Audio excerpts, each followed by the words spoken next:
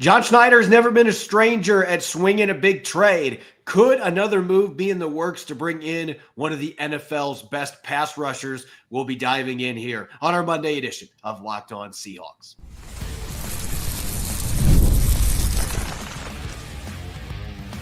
You are Locked On Seahawks, your daily Seattle Seahawks podcast, part of the Locked On Podcast Network, your team every day.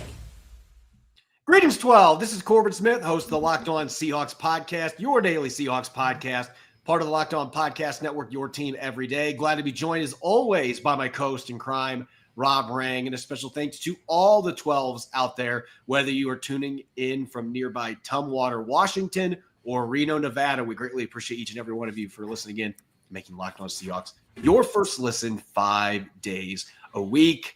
We're going to take a deep dive into a potential big move for John Schneider, and we've got 2 new coaching additions and a retention for the offensive coaching staff that we're going to be breaking down on a jam-packed episode of Locked On Seahawks. It's brought your way by our friends over at LinkedIn Jobs. LinkedIn Jobs helps you find the qualified candidates you want to talk to faster. Post your job for free at linkedin.com/LockedOnNFL. Terms and conditions apply. Now for your lead story here on our Monday edition of Locked On Seahawks. I know the Super Bowl is coming up this weekend, so technically the 2024 season has yet to fully finish, but that doesn't mean that speculation season isn't already well underway. And Myles Garrett, the star all-pro pass rusher for the Cleveland Browns, he put some gasoline on the flames today by releasing a statement on social media declaring a trade from the Cleveland Browns. This shouldn't necessarily come as a surprise. We've already heard murmurs out there. Garrett has been with Cleveland since being the first overall pick in 2017, but the Browns regressed dramatically, and it's hard to envision, Rob, that this team is going to be able to get back into contention with that albatross that is Deshaun Watson's contract. You can understand why Myles Garrett, now closing in his 30th birthday, is wanting to play for a contender, which matters more than anything. Now you got to wonder if the Browns will actually open up negotiations. They have publicly said they're not going to trade him, but this team desperately needs to open up some cap space, and you don't want a disgruntled pass rusher. It feels like this could have some feet to it here in coming weeks. Oh, it absolutely could. I mean, that's the thing is, as you said, Corbin, I mean, the Cleveland Browns general manager, Andrew Berry, he kind of, jumped in front of all of this and just said that the Browns have zero intention of trading Myles Garrett. They know what an unbelievable player that he is, but I think that the timing is interesting. I mean, I'm not a big NBA fan. Ever since the Seattle Supersonics became the Oklahoma City, whatever the hell they want to call themselves, Thunder, Lightning, something. But ever since then, I have refused to follow along in the NBA. However, when a superstar like Luka Doncic gets traded to the Los Angeles Lakers, then basically anything can happen. And that's why I mentioned this, Corbin, is that, as you said, the Cleveland Browns are kind of caught up in it with the salary cap. They made a mistake, frankly, in bringing in Deshaun Watson. They owe him so many millions of dollars. They have the number 2 overall selection. They should just start all over again with their entire franchise, but they cannot, at least not the quarterback position, because of the dollars that they already owe Deshaun Watson. And I think that you can make a strong argument that perhaps they should be looking for a pass rusher at number 2 overall to complement Myles Garrett, because he's just turned 29 in December. He is among the NFL's absolute best players, regardless of position. So any other general manager, certainly one like John Schneider, who has a track record of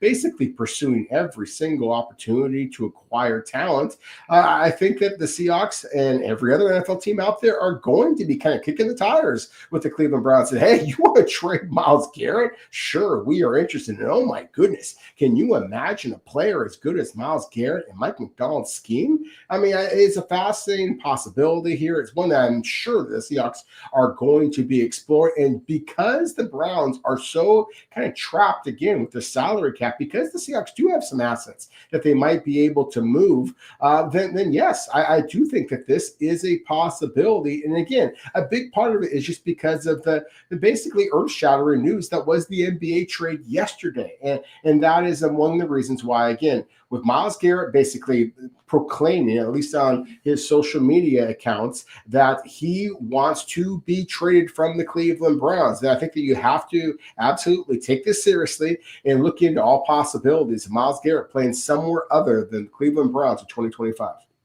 Obviously, this would be a huge trade, but it would not be like a Luka Doncic trade that literally came out of nowhere to the point that even the coach didn't know that this trade was happening. And you can say whatever you want about whether that should be the way that should be handled, but that would be for an NBA podcast. The NFL this time of year, this is when we see some bigger moves being made because the draft's coming up and teams can bring in top draft picks for these players. And I look at what the Seahawks have to offer. As you mentioned, there are absolutely assets. And before we even dive into this, the reason that I think this is worth exploring, because you and I, we are not subscribers. We're not full-time subscribers to speculation season. Like, you and I are not going to sit here talking about, well, what would it take to get Micah Parsons? You know, we're not going to be doing stuff like that every single day. But this is one that I think could absolutely happen. I think John Schneider would be looking at because the Cleveland Browns would be absorbing a $36 million dead cap hit if they trade Myles Garrett, who's got 2 years left in his contract. There's several void years at the end of it, but there's 2 years left in the deal, and a lot of the money that is remaining is already paid out. It's prorated signing bonus. So the Seahawks would not owe that much money if they swung this trade to bring in Myles Garrett. Now, Cleveland would say, we're eating extra money. We are now $36 million in the red, but they're going to have to make some really hard decisions like that with the cap situation that they've got. And those assets the Seahawks can add on top of it. Look, the 18th overall pick, that isn't going to move the needle a ton, but at the same time, good luck getting a top 5 pick from anybody when there is certainly some guys at the top of this draft. It's not a very deep draft, but there's certainly some guys that could make sense. Pick number 18 to go with pick 2, it gives you the assets to quickly be able to start rebuilding your roster. You could ask for the 2026 first-round pick from the Seahawks as well. If you're wanting to bring in a veteran that can replace him, Uchenna Nwosu, Draymond Jones, those guys are going to cost money.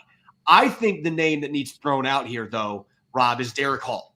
Because if you're the Cleveland Browns, you are looking for young, controllable assets that have multiple years on their contract. And Derek Hall has 2 years left of his rookie deal. He just had 8 sacks. And as good as Derek Hall played this year, look, he's not Myles Garrett. Myles Garrett is a future Hall of Famer. He is a perennial all-pro talent. The guy's got 102.5 sacks since he came into the league in 2017. Only TJ Watt has got more sacks, and Garrett's got some incredibly impressive numbers to go with that. This guy would be well worth all the assets you have to deal over. Derek Hall, if you have to include him in that trade with a first-round pick, and maybe you throw in another mid-round pick or whatever the cost may be, if Derek Hall is what you need, listen, sometimes you got to give something up to get something. And as good as Derek Hall has been over the last calendar year and played in 2024, if you can bring in Myles Garrett, a guy that is an outside linebacker, he's a defensive end, he can play defensive tackle in pass rushing situations. You can just move him wherever you want. He's just a freak. When you have a chance to get a guy like that at a premium position that isn't going to cost as much money for you for at least 2 years, I think you absolutely have got to be calling Andrew Berry right now. And I'm more than willing to throw somebody like Derek Hall in it. Listen, do you think the LA Lakers really wanted to trade Anthony Davis? Probably not. But you got to give up something to get something. And if you can bring in Luka Doncic, then you're going to do it. I think in this case, Derek Hall or even Boye Mafe, it would make sense to dangle another one of your pass rushers that's been good but not elite to bring in somebody that you know is absolutely a top 5 defender in the National Football League. I think he's more than the top 5 defender. I think that you're talking about, again, one of the exceptional players in all of the league. I think an absolute game changer. And let's be clear about why Myles Garrett wants out. I mean, he, again, on his social media account basically said that it was his dream when he was number 1 overall selection that he wanted to play his entire career with the Cleveland Browns, but he also wants to win. And it's that type of winning mentality that I think that the Seahawks and every other, again, NFL franchise is going to want to bring in. So it's not just about Derek Hall, sure. I mean, look, Derek Hall's a good player, and he's a young, talented player that I think the Seahawks are excited about his upside. Hell, I am considering number 18 overall in the 2025 NFL draft, Derek Hall or Boye Mafe for that matter, and then perhaps the superstar wide receiver that might help Deshaun Watson resurrect his career. And that could be DK Metcalf. And that would make this a lot more palatable from a money perspective for the Cleveland Browns, perhaps because Seattle would have to absorb either some of DK Metcalf's salary or Myles Garrett's salary. So again, this is all just kind of speculation. It's that time of year. And you're right, Corbin. We are not going to jump into every different outlandish trade proposal that might jump out there. But when you're talking about a player the caliber of Myles Garrett, if he does get traded, imagine if he goes to the LA Rams, imagine they go to San Francisco 49ers. If there is any possibility that Andrew Berry as GM or Kevin Stefanski as head coach of the Cleveland Browns, if there is real possibility of Myles Garrett being traded away from the Cleveland Browns, and I assure you that John Schneider is going to be paying very close attention to it, and he is going to be looking at all of the assets that the Seahawks have, current players or future draft picks, to see if there is any possibility you get number 95 in Seattle, because he's a guy that can absolutely tip the scales in your favor. And I don't feel like this team, they just won 10 games. We saw the defense played the second half of the season. It doesn't feel like they're that far away. And you bring in a guy like this. This is the kind of player that you trade assets for like this. He's a game wrecker, and nobody may know that better than Mike Macdonald because he got to watch him do it twice a year for a number of seasons when he was the defensive coordinator of Baltimore, and he got to observe from afar in that case because Baltimore's offense is obviously in the field, but he knows what Myles Garrett's capable of. To me, this is something that wouldn't just be smoke. I think that the Browns are going to have to explore this, and if they are, John Schneider has proven time and time again he will make trades like this. This would be one I would be completely on board with because this guy is truly a bona fide superstar, and he has been since he came into the NFL in 2017. When we come back, the Seahawks have a couple of new assistant coaches on their staff. We're going to take a deep dive into a couple of names that should be familiar to our listeners because we've talked about them a little bit, but we're going to expand on the arrival of 2 assistants under Klint Kubiak on offense. That's coming up next year on our Monday edition of Locked On Seahawks. This episode is brought your way by LinkedIn Jobs. As a small business owner, your work doesn't end when the clock hits 5. Your business is always on your mind, which means when it's time to hire, you need a partner that works just as hard as you do. That's where LinkedIn Jobs comes in. When you clock out, LinkedIn clocks in. LinkedIn makes it easy to post your job for free. Share it with your network and get qualified candidates all in one place. Here's how it works. LinkedIn's new feature can help you write job descriptions and then quickly get your job in front of the right people with deep candidate insights. And here's a pro tip. Add the hashtag hiring frame to your profile picture to double your reach to qualified candidates. No wonder 72% of small businesses say LinkedIn helps them find quality hires. Post your job for free at linkedin.com/LockedOnNFL. That's linkedin.com/LockedOnNFL to post your job for free. Terms and conditions apply. Welcome back to the Monday edition of Locked On Seahawks. This is your host, Corbin Smith. He's Rob Rang. A special thanks to all the 12s who are tuning in, and thank you as always for making Locked On Seahawks your first listen 5 days a week. We greatly appreciate it. For your second listen, don't forget to check out the new Locked On NFL podcast. It's now twice a day. Tyler Rowland of Locked On Titans gearing up for that number 1 overall pick that Tennessee's got. He's got your morning cup of NFL Espresso. And then Tony Wiggins with a new head coach in tow in Jacksonville is going to handle the second episode of Locked On NFL, bringing the humor and the insight you won't find anywhere else. That's Locked On NFL on YouTube and wherever you get your podcast. Make it your second listen. The Seahawks have started adding some new assistants to their offensive coaching staff, and as we expected when we heard Klint Kubiak was taking over as the new offensive coordinator. He's going to be bringing in some of his own familiar faces to have some cohesion and some instant chemistry on this coaching staff. And I think we've got to start in the trenches because we know how much the offensive line, once again, was a struggle for the Seahawks a year ago. Scott Huff is one and done, just like Ryan Grubb. I'm anticipating he's probably going to end up at Alabama, just like Ryan Grubb has ended up back with Kalen DeBoer in Tuscaloosa. Is his replacement John Benton, coming from the New Orleans Saints? He's been in the NFL a long time, had 4 years in San Francisco, 2017 to 2020. They had a couple of dynamic run games during that time. He is a proven offensive line coach that's had a number of great offenses that he has worked with, and he's worked with Klint Kubiak most recently in New Orleans last year. And the Saints finished 14th in rushing. They were respectable, even with the injuries that they had across the board. Benton did a pretty good job with a injury-marred offensive line. This is a move that we fully expected to happen, and now it's official.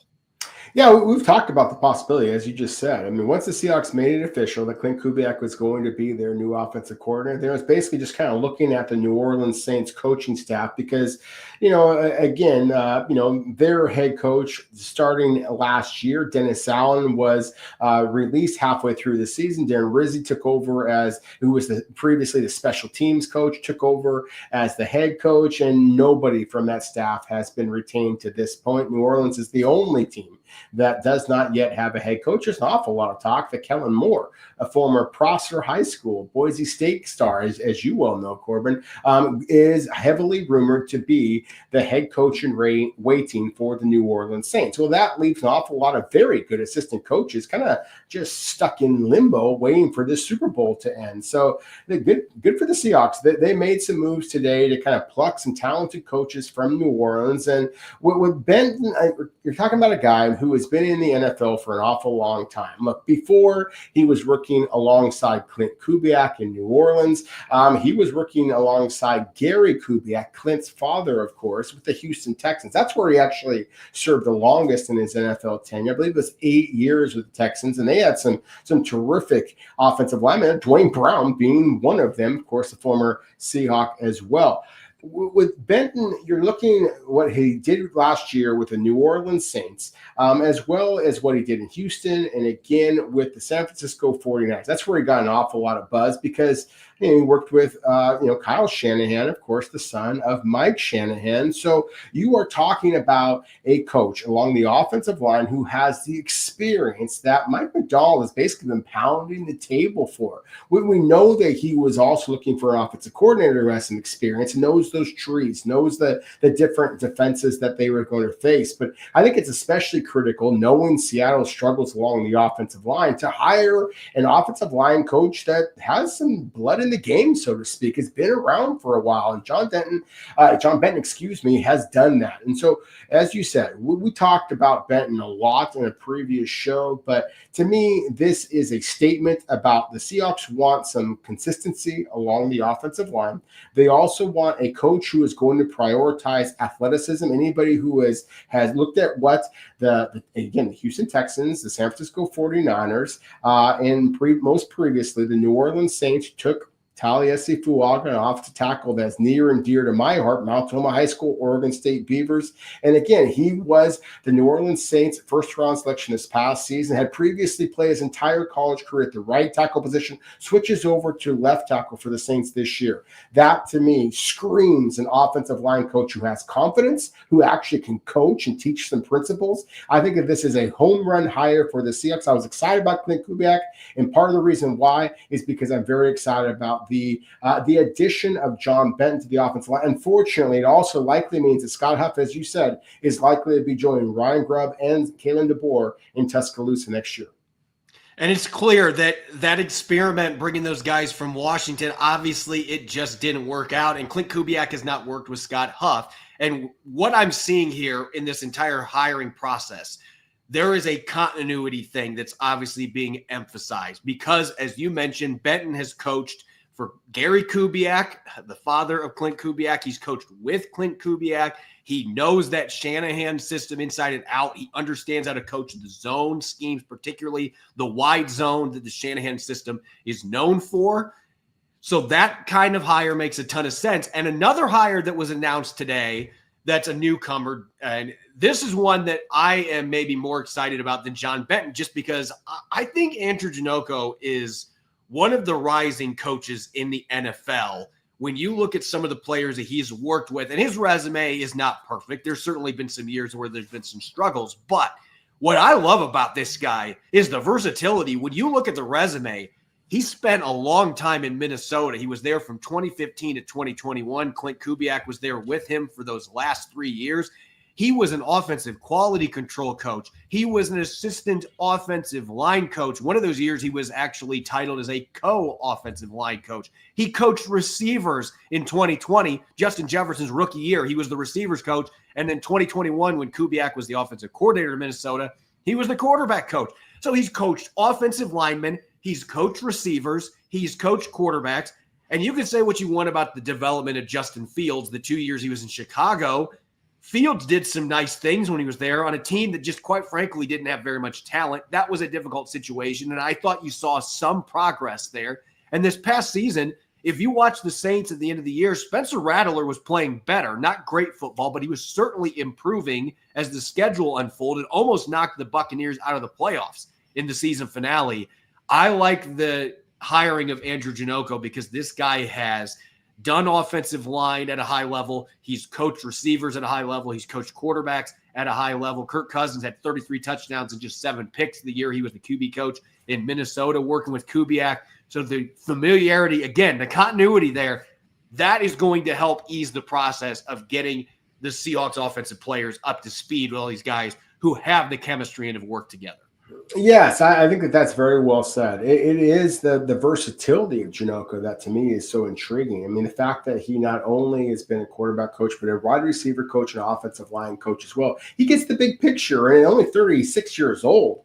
To get the big picture at that age, I think is really exciting. I think this could be a coach that is very much on the upswing. I love the fact that he has previously coached with Klint Kubiak, not only in New Orleans, but also in Minnesota, as you mentioned. So again, there is clearly a tie-in with Klint Kubiak, so there might be some loyalty factor there that maybe he isn't going to jump at the first opportunity to leave Seattle as an offensive coordinator, for example, as maybe some of the other coaches out there. You talked about the fact that we saw the improvement from Spencer Rattler, and I'll go back to my days just this past summer going to the New Orleans Saints training camp. Of course, New Orleans Saints training camp is normally in the state of Louisiana, but this year it was in the greater Los Angeles area, and I was covering that area for my BC Lions or the Canadian Football League, and I had a chance to watch Janocko in action, watch him distribute the ball to his 3 different quarterbacks that were out there. Of course, everybody knows Derek Carr, but also Jake Haener and Spencer Rattler, and I was really interested to see how often that Spencer Rattler, a 5th-round pick for the Saints this past season, not expected to get any type of significant playing time, that he was getting an awful lot of run. And that's how you're going to develop a young quarterback. It's been one of the things I've been concerned about with the Seahawks in the past is that whoever is the starter, whether it be Geno Smith or Matt Hasselbeck or Russell Wilson or whoever was the backup or the 3rd stringer never really got very many opportunities to actually, throw the football to wide receivers. And that is how you're going to develop young players. So whether it be John Benton, whether it be Andrew Janocko, I was really intrigued by the way the Saints helped their young players actually live up to their draft standing and help the Saints be a more successful football team. So again, I think that this is a day that Seahawks fans should be very excited about because Klint Kubiak and by extension, John Schneider and Mike McDonald are building a quality coaching staff that, again, I think is going to help the Seahawks be more successful in 2025. And again, you got to look at the big picture. I know that New Orleans won 5 games last season, but as we've talked about, that team was just absolutely ravaged by injuries. And it started from the outset. I mean, Ryan Ramczyk is the best offensive lineman on that football team, and he didn't play a snap this season. He was out the entire year. And John Benton had to deal with that. And the fact that this was still a 14th ranked rushing attack, that's respectable with your starters in. And they were missing as many as 3 starters for a big chunk of the offensive line. They were missing their top 2 receivers. They had tight end injuries. They had injuries to Taysom Hill, their gadget quarterback. This team just was ravaged by injuries. And so I think you have to look at the big picture. John Benton has coached some really darn good offensive lines with a number of teams, has been in the league a long time. He knows the system. And Andrew Janoko's had some success with various quarterbacks of different backgrounds, different ages. That, to me, gives you a really intriguing set of assistants now to retool. And these guys all have experience in the NFL. Janoko's been in the league for quite some time. Kubiak's going to his 12th year. Benton has been in for 3 decades. He's been in the league for a long time. So you are now bringing in experience, something that this team, quite frankly, just did not have on the offensive side of the football with their coaching staff last year. When we come back, John Benton's going to be tasked with improving the tackle group this upcoming season. How did Charles Cross and company fare in 2024? We're going to continue our report card for 2024. That's coming up next year on Locked On Seahawks. The big game is coming up this weekend, and there's no better way to make it even more exciting than Prize Picks, the best place for daily fantasy sports. With over 10 million members and billions in winnings awarded, Prize Picks makes it fun and simple to get in on the action. Here's how it works. You pick more or less on at least 2-player projections, and if you're right, you could win up to 1,000 times your cash. Prize Picks even has a free pick for the big game where Patrick Mahomes only needs to throw 1 yard to win. Pair that with one more correct pick, and you're cashing out. This week, I'm looking at the board and selecting more for Travis Kelce on receiving yards and more for a quarterback's passing yardage. What I love most, face fast and safe withdrawals when I win. My cash is in my account in as little as 15 minutes. Check out the promos tab to tail any of the Super Sweet Millie winners' big game lineups. If you tail a lineup that goes 3 for 3, you can win a split of $1 million in promo funds. And we've got a special offer for our Locked On NFL listeners. Download the app today and use the code LOCKEDONNFL to get $50 instantly after you play your first $5 lineup. That's right, $50 instantly when you play just $5. Prize Picks, run your game. This episode is also brought your way by Game Time. You shouldn't have to think about skipping a car payment when you want to buy tickets to your next big event. Game Time is the fast and easy way to buy tickets for all the sports, music, comedy, and theater near you. They've got killer last-minute deals, views from your seat, and with their best price guarantee, Game Time takes the guesswork out of buying tickets. Recently, I was able to get my hands on Bullet for My Valentine and Trivium tickets using the Game Time app. With Game Time picks, I found an amazing deal and could even see the view from my seat before buying. The super deal was particularly impressive, offering great seats down in the lower bowl at unbeatable prices. Plus, the app's all-in pricing shows the total cost up front. No surprise fees at checkout. Game Time has deals on tickets right at the day of the event, and the Game Time guarantee means you'll always get the best price to write your own memories. If you find tickets in the same section of the row for less, Game Time will credit you 110% of the difference. Take the guesswork out of buying tickets with Game Time. What time is it? It's game time. Welcome back to the Monday edition of Locked On Seahawks. This is your host, Corbin Smith. Glad to be joined, as always, by my co-host in crime, Rob Rang. And a special thanks to all the 12s who are tuning in. Thank you, as always, for making Locked On Seahawks your first listen 5 days a week. We greatly appreciate it. The offensive line, as we just mentioned, with a new offensive line coach and John Benton coming on board, was once again an area of concern for the Seahawks. And one of the major issues was the injuries at tackle. George Fant was brought in free agency as the insurance policy for Abraham Lucas, who ended up missing the first 9 games of the season before he finally returned from off-season knee surgery. Fant played in 2 games and played just a handful of snaps this past season, was on injured reserve for most of the year. A rookie and Mike Jarrell was forced into action. Stone Forsythe started 5 games before he went on injured reserve. This group was basically the New Orleans Saints equivalent. They had injuries galore at the tackle position. And when players were healthy, I think at best it was a mixed bag for this group. Yeah, 100% agree with you. I think that's one of the reasons why, that John Benton was like, sure, I'm used to injuries sapping most of the talent from from the offensive line. So, yeah, tell me where to sign up. Seattle's beautiful. As you said, Corbin, unfortunately for the Seahawks, their offensive tackle position was one of those that was absolutely ravaged by injury. But let's start off on the positive note, and that being the clear ascent that is Charles Cross. I mean, still just 24 years old at this point. And that is one of the most staggering things about this, is that he is going to be entering his fourth season as a first-round selection.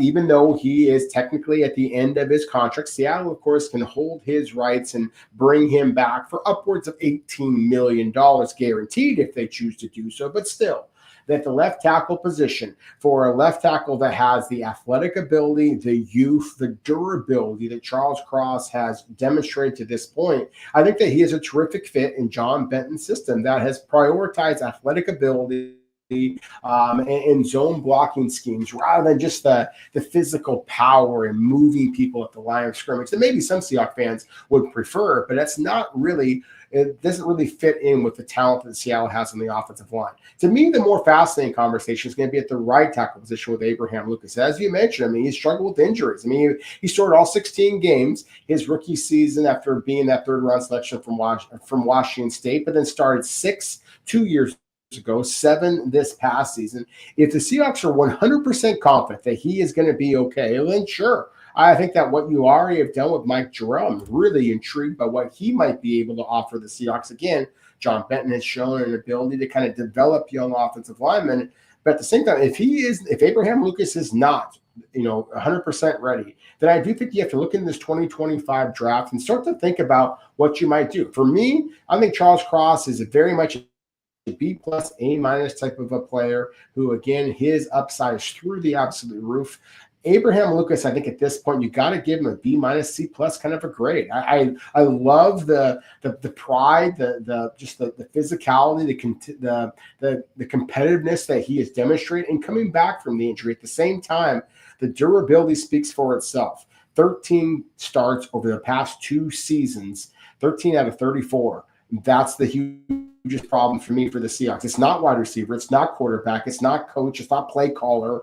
It is the lack of any type of consistency along their offensive line. And Abraham Lucas, as much as I like the player, the person, I also think that right tackle is going to be one of the biggest areas of concern for this club. And again, a B- C+ at that critical position, I don't know is good enough for the Seahawks to advance in their real postseason contention in 2025.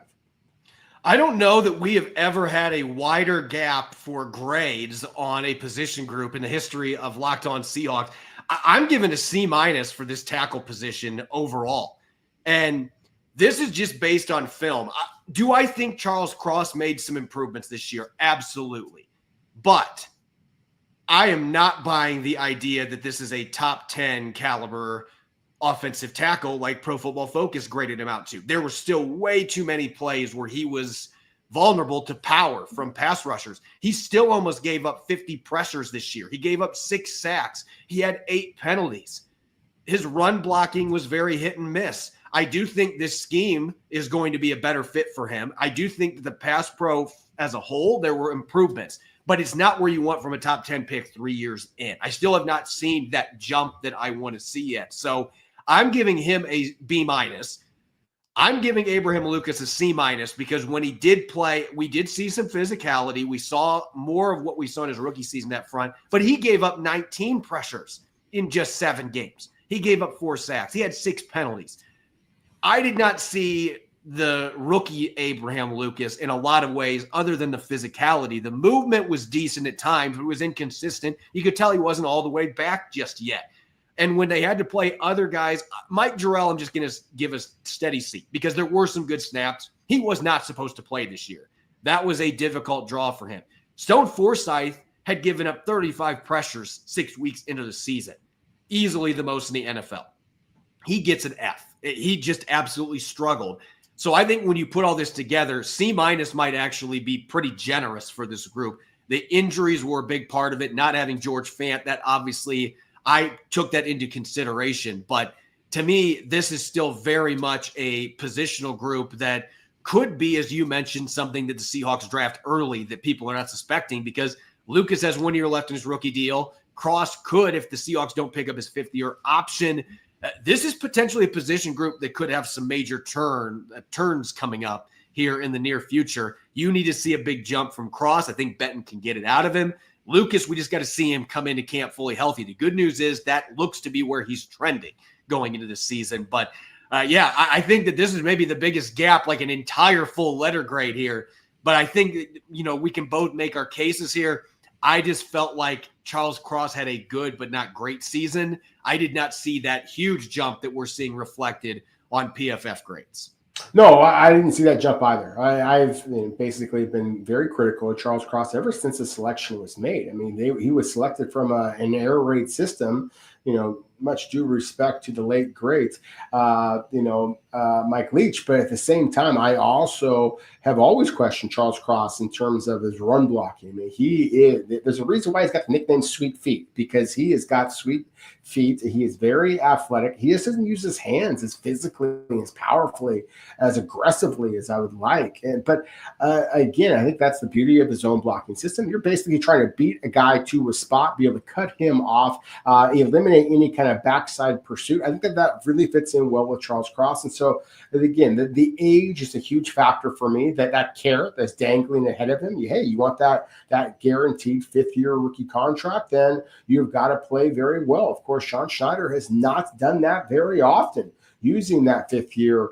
guaranteed contract that you are afforded as a first-round selection. So I'm fascinated to see that decision play out here for the Seahawks, what they're going to do with Charles Cross. And again, as you said, with Abraham Lucas, it is trending upwards, and I'm excited about that. I think that in a lot of ways, Abraham Lucas, at least a healthy Abraham Lucas, might be Seattle's best offensive lineman that they've had since he was selected from Washington State a couple of years ago. That said, again, the durability issue is a factor. The fact that he's going to be 27 next year, not 24, like we talked about with Charles Cross, who has not had the durability issues that Abraham Lucas has had.